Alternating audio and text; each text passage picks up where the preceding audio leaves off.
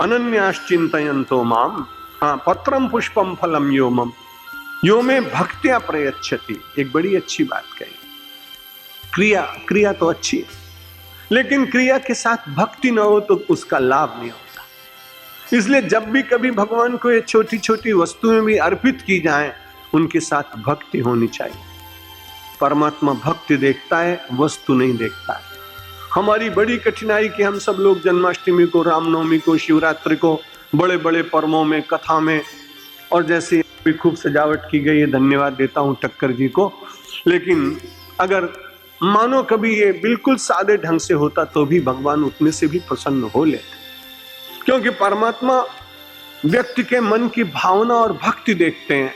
इसलिए गीता ने कहा भक्त्या, भक्ति पूर्वक जो समर्पण करता है और उसके कारण में भक्ति से अत्यंत प्रभावित होने के बाद अश्नामि, उसे ग्रहण करता हूं, प्रयतात्मनः, बहुत प्रसन्न होकर ग्रहण करता हूं।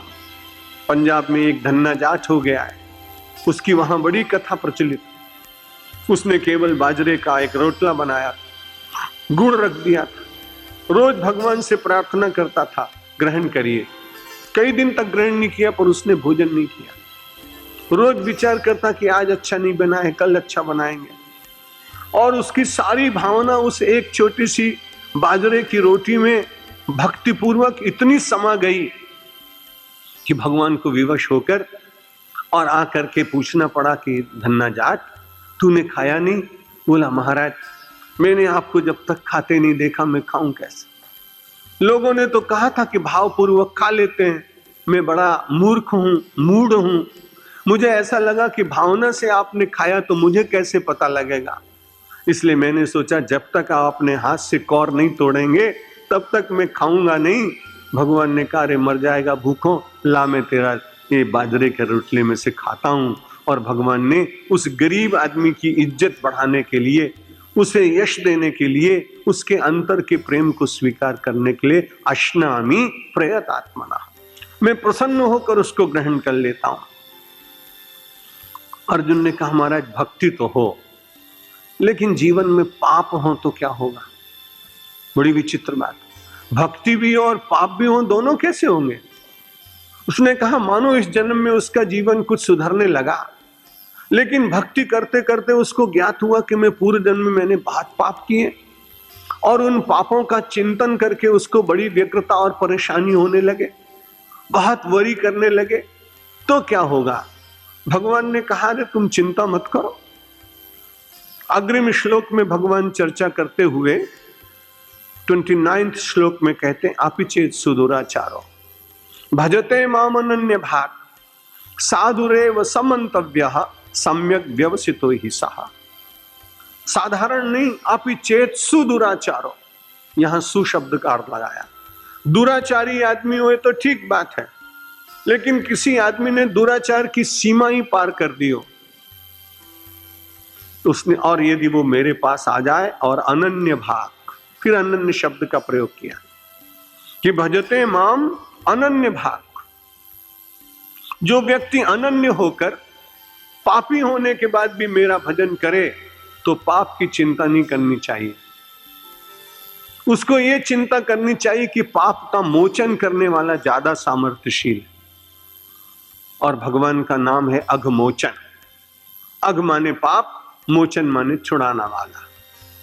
जब भगवान का ये नाम अघमोचन है तो भगवान को भी अपने नाम की लज्जा रखने के लिए व्यक्ति को पाप मुक्त करना पड़ता है। लेकिन अनन्य भाव से भक्ति करते हुए पापी से पापी व्यक्ति भी भगवान की शरण में जा सकता है, उसे निराश नहीं होना चाहिए।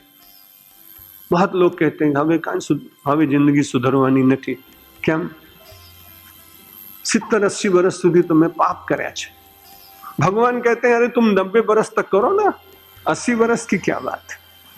लेकिन उसके बाद जब सुधरो तो ऐसा सुधरो कि अनन्य भाव से भगवान का स्मरण करते हुए, और फिर उसके बाद कहो कि अब मैं पाप नहीं करूंगा, क्योंकि आप भगवान के पास पहुंच गए। जब पहुंच गए तो भगवान कहता है कि अब मैं तुम्हारे दुराचार को नहीं देखूंगा। तुमने मुझे देखा, मैंने तुम्हें देखा, और उसके बाद मैं तुम्हारे पापों के ऊपर मैंने एक पर्दा डाल दिया। प्रमाण मिलता है गोस्वामी तुलसीदास जी की रामायण में कि भगवान कहते हैं कि राहत न चित प्रभु चूक किए की, करत सुरत 100 बार हिए की, ये ही अगबधेउ व्याधि जिमि बाली, पुन सुकंठ सोई कीन कुचाली, सोई करतूति विभीषण केरी, कि सपन हूं सोन राम ही हेरी। रामचरितमानस गोस्वामी जी महाराज कहते हैं कि यदि कोई व्यक्ति पापी है और मन में उसको अपने पाप से पीड़ा हुई और उससे छुटकारा चाहता है, तो उसी समय भगवान उसके हृदय को देखते हैं, उसके कर्म को नहीं देखते हैं। राहत न प्रभु चित चूक किए की, जो उससे चूक हो गई, भूल हो गई, भगवान उसको अपने चित्त में नहीं रखते। करत सुरत 100 बार हिए की, वो 100 बार देखते हैं कि इसके हृदय में कौन सा विचार चल रहा है। कर्म हो गया, कोई परिस्थिति ऐसी आई, कोई वृत्ति ऐसी आई, कोई क्षण ऐसा आया कि अपने से भूल हो गई, लेकिन उसके बाद जब सुधरने का मन में विचार जागा तो भगवान आपके चित्त के साक्षी बनकर और आपकी सहायता करते हैं। बाली ने कुछ अपराध किया था, वैसा ही अपराध भूल से सुग्रीव से भी हो गया। सोई करतूत विभीषण केरी, सपने सो न राम ही हेरी। भगवान श्री राम ने उसके मन का विचार देखा कि मनुष्य है, जीव है, इसमें स्खलन है, कभी गलती हो जाती है, लेकिन इसकी गलती करने की इच्छा नहीं, इसका विचार वैसा नहीं, तो भगवान उसे क्षमा कर देते। आपि चेत सुदूराचारो भजते माम अनन्य भाग, साधुरेव समन्तव्यः। भगवान ने कहा जब मैं उसको अच्छा मानता हूं तो तुम्हें कहां से अधिकार मिल गया कि उसे बार बार पापी पापी पापी कहकर तुम उसका तिरस्कार करो। गांधी जी कहते थे पापी का तिरस्कार मत करो, पाप का तिरस्कार करो, क्योंकि व्यक्ति जो आज बुरा है वो कल को अच्छा हो सकता है। और एक बार मैंने और आपने किसी के प्रति ऐसी धारणा बना ली तो हम निरंतर उसी धारणा से उस व्यक्ति को देखकर अपने ही मन को कलुषित करने का प्रयत्न करेंगे, उससे उसकी हानि होने वाली नहीं। इसलिए भगवान ने कहा जिसने अपने जीवन को व्यवस्थित करने का, ठीक बनाने का, अच्छे मार्ग पर चलाने का संकल्प कर लिया हो, साधुरेव समन्तव्यः, उसको साधु ही श्रेष्ठ ही मानना चाहिए। हमारे यहाँ साधु शब्द किसी वेश का वाचक नहीं है। हमारे यहाँ साधु का अर्थ होता है जिसका जीवन सदाचार से संपन्न, जिसमें सद्गुण प्रकट हो, जो भगवत भाव संपन्न हो, जिसमें परोपकार की भावना हो, जिसमें स्वार्थ रहित राहित्य हो। ऐसा कोई भी व्यक्ति भगवान के दरबार में साधु के रूप में माना जाता है। माम ही पार्थ व्यपाश्रित्य, अगले श्लोक में हाँ भगवान ने कहा, अर्जुन ने पूछा कि भगवान वो पापी जिसको आप साधु कहते हैं वो कितनी देर में साधु बनेगा? तो भगवान ने अग्रिम श्लोक में कहा क्षिप्रम भवति धर्मात्मा शाश्वत शांतिम निगच्छति, कौन्तेय प्रतिजानीहि न मे भक्तः प्रणश्यति।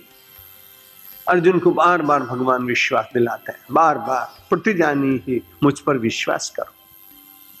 कि वो व्यक्ति जिसने पाप को छोड़कर भगवान की ओर चलने का संकल्प कर लिया, क्षिप्रम भवति धर्मात्मा, वो तुरंत महात्मा हो जाता है, वो तुरंत धर्मात्मा होता है। क्षिप्र का अर्थ होता है तुरंत, बिल्कुल एटवंस, तत्काल वो हो जाएगा।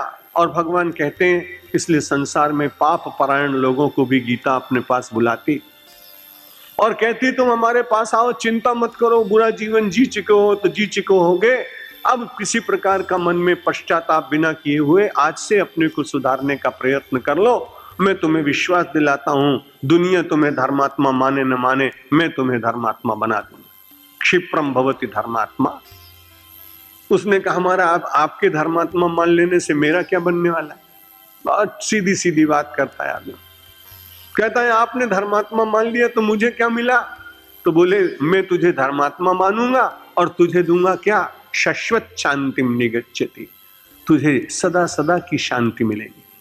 शाश्वत शांति, शांति तो मिलती है, खूब खूब आदमी प्यासा हो तो ठंडा सा पानी पिलाइए तो शांति मिलती है, थके हुए व्यक्ति को पंखा दे दीजिए तो शांति मिलती है, लेकिन शाश्वत शांति नहीं। ये सब बड़ी क्षणिक शांतियां हैं। अगर ये सब शांति से आपका काम चल जाता तो न मुझे गीता पढ़नी पड़ती, न आपको सुननी पड़ती। गीता पढ़ने और सुनने का अर्थ यह है कि व्यक्ति के भीतर कभी कभी वो शांति टूटती है। वक्ता के भीतर भी कम होता होगा, श्रोता में ज्यादा होता होगा, लेकिन कई बार ऐसी स्थितियां आती हैं। मैं अपने को खूब पढ़ने की चेष्टा करता हूं।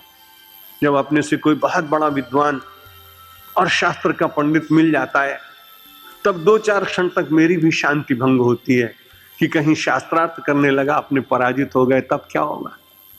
इसलिए ये शांति परमात्मा ही दे सकता है। विश्व की कोई भी परिस्थिति और उपलब्धि व्यक्ति को परा शांति का दर्शन नहीं करा सकती। इसलिए भगवान कहते हैं, व्यक्ति मेरे पास आए, मैं उसे पापों से छुटकारा दिलाऊंगा। छुटकारा दिलाने के बाद में इतना ही नहीं, मैं उसको उपाधि भी दूंगा।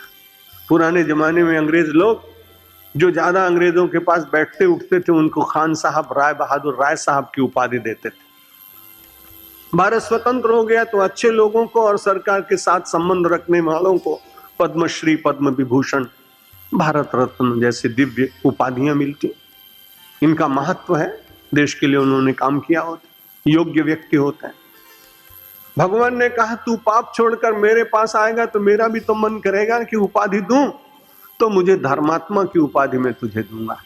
क्षिप्रम भवति धर्मात्मा। और आंतरिक रूप से कुछ को लाभ तुझे क्या होगा? शाश्वत शांतिम निगच्छति, तुझे शाश्वत शांति की प्राप्ति होगी। कौन्तेय प्रतिज्ञानी है।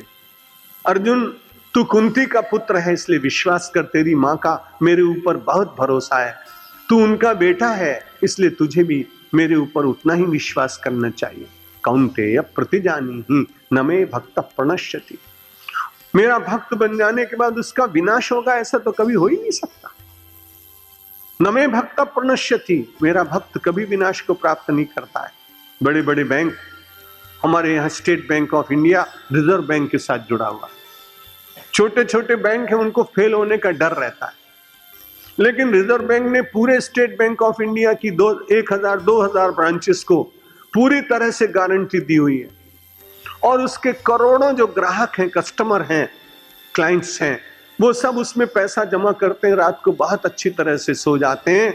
भगवान कहता है, अपने कर्म को मेरे बैंक में जमा कर दो, धर्मात्मा का पासबुक दूंगा, शाश्वत शांति तुमको मिलेगी और तुम्हारा पैसा और तुम्हारी संपत्ति न नश्यति, कभी नष्ट नहीं होगी, मैं गारंटी दे रहा हूं। भगवान जब इतनी बड़ी गारंटी दे रहे हो तो फिर उसी की शरण में जाना ये ज्यादा अच्छी बात है। 10वें में जाने से पहले फिर से आपको 9वें अध्याय का अंतिम श्लोक स्मरण कराता हूं। मन्मना भव मद भक्तो मद्याजी माम नमस्कुरु मामे वैश्यसि युक्तवैतम आत्मानं मत्परायणः। यहां पारायण हो रहा है और इसमें पारायण शब्द आया है। आपने देखा 9 दिन तक ये गीता का पारायण चलेगा, पाठ। पारायण करते करते पारायण होना है। ये बात परसों भी आपसे निवेदित की गई थी। पारायण कैसे होंगे? मन मना भव। गीता ने कहा, अपने मन को मेरे साथ जोड़ दीजिए।